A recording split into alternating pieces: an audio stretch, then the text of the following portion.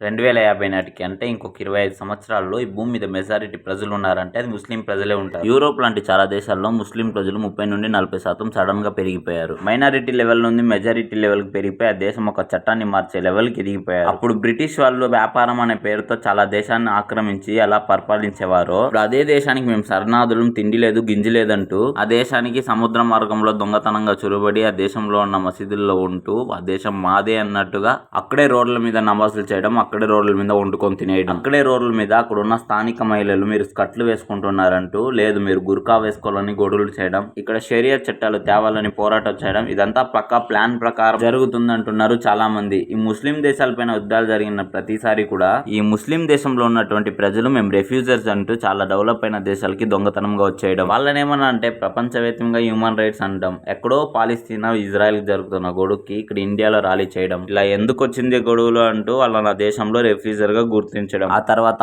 ఎక్కువ మంది పిల్లల్ని కనేసి అక్కడ మైనారిటీ లెవెల్ నుండి మెజారిటీ లెవెల్ కి వచ్చేసి ఆ దేశం మాదే అంటూ ఈ రెఫ్యూజర్స్ అంతా కూడా ఇంగ్లాండ్ లోకి ప్రవేశించి అక్కడ స్థానికంగా అక్కడే ఉంటూ ఆ దేశ ప్రజలందరినీ కూడా మీరు గుర్కా వేసుకోవాలని గొడవ చేస్తున్నారంటే మనం అర్థం చేసుకోవాలి. జోల్డెన్ రాజు అయినటువంటి కింగ్ అబ్దుల్లా బిల్డెన్ హుసేన్, ఈయన మొహమ్మద్ ప్రవక్త సలైలా అలా వసం కుటుంబానికి చెందినటువంటి 41వ జనరేషన్. ఈయన కుటుంబంలో ఏ మహిళలకి గుర్కాలు అనేవి ఉండవు. సౌదీ అరేబియా, కువైట్, దుబాయ్ లో ఉన్నటువంటి చాలా మంది నిజమైన ముస్లిం అమ్మాయిలు గుర్కాలు వేసుకోకుండా చాలా మీటింగ్ అటెండ్ అవుతారు. అవసరమైనప్పుడు మాత్రమే గుర్కాలు వాడతారు. ఇప్పటిదాకా ఇంగ్లాండ్ లో 3000 మసీదులు కట్టారు. ఇంకొక 1000 మసీదులు కన్స్ట్రక్షన్ లో ఉన్నాయంట. లండన్ మేయర్ ఒక ముస్లిం. ఇంగ్లాండ్ లో ఉన్న చాలా రాష్ట్రాల మేయర్స్ ముస్లింసే. అంతెందుకు పాకిస్తాన్ కి చెందిన ఒక తీవ్రవాది లండన్ కి వెళ్లిపోయి అక్కడే పెళ్లి చేసుకుని ఒక కొడుకుని కన్నాడు. ఆ కొడుకు ఇప్పుడు లండన్ లో మేయర్. ఆయన పేరే సారిక్ ఖాన్. ఇంగ్లాండ్ దేశం అయితే మాది క్రిస్టియన్ దేశము, మీరు వచ్చి ముస్లిం దేశం అంటే మేము ఒప్పుకోమని ముందుగానే చెప్పేశారు. జర్మనీ దేశం అయితే మేము ఎప్పుడు కావాలంటే మసీదుని చెక్ చేస్తాం, మసీదుని మా అబ్జర్వేషన్ లోనే ఉండాలని ఒక చట్టాన్ని అయితే క్రియేట్ చేసింది. ప్రభుత్వ అధికారులు ఎవరైనా ముస్లింస్ ఉంటే మేము గుర్కాలు వేసుకుంటాం, ఇది మా ఆచారం అని చెప్తే వెంటనే రాజీనామా చేసి వెళ్ళిపోండి అని చెప్పేసింది. ఉపవాసం ఉన్నా కూడా వీసా క్యాన్సిల్ చేసి వెళ్ళిపోమని చెప్తుంది జర్మనీ దేశం. ఇంగ్లాండ్ మరియు యూరోప్ దేశాల్లో ఇప్పుడు చాలా మంది పందుల్ని పెంచుకుంటున్నారు. ఎందుకో తెలుసా?